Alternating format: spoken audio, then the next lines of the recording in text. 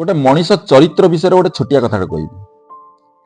गोटे मनीषर देहरु केमती गोटे संस्कार कथा गोटे आक्रोश कथा केमती बाहर तीन पुरा आज्ञा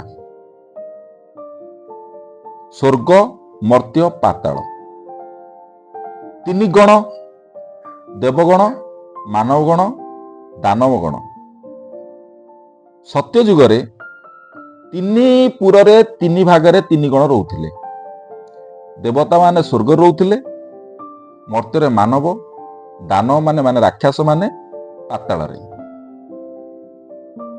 त्रेतया जुगरे गोटे पुरे अलग अलग रहा आरंभ कले। प्रभु रामचंद्र रहिले आ गोटे पटे लंकारे रावण। द्वापर जुगरे गोटे जगार बास कर आरंभ कले।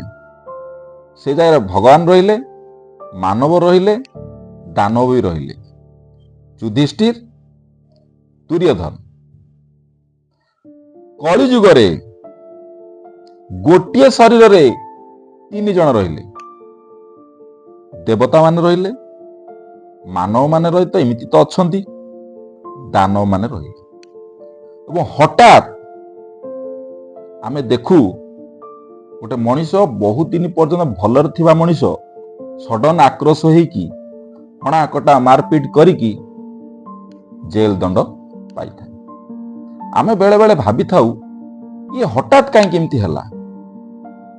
कारण भगवान सदाळे मानव को साहाय्य करिया पई रक्षा करिया पई धरारे 10 अवतार जन्म ग्रहण करथिले। सेति पई आमे कौन करू बेले बेले आम अंतरात्मारू दानवर आक्रोश बाहर जाए। ये सब हबार कारण कौन कहले मु आउ मोर जोटी मु आउ मोर टा कटि जीव ना सेठी आउ किछि रहिबोनी।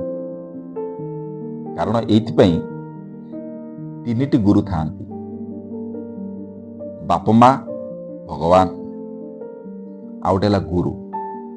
तृतीय रे शास्त्र कल्चर करिकी यदि ये तीन प्रकार गुरु को कथा को आमे जजमेंट करी काम आरंभ करिबा ताले कस्मिन काले आमे आक्रोश को अंतरात्मा रु बाहर करबा को दबा नहीं। सदाळे आमे सम्मानित हवा।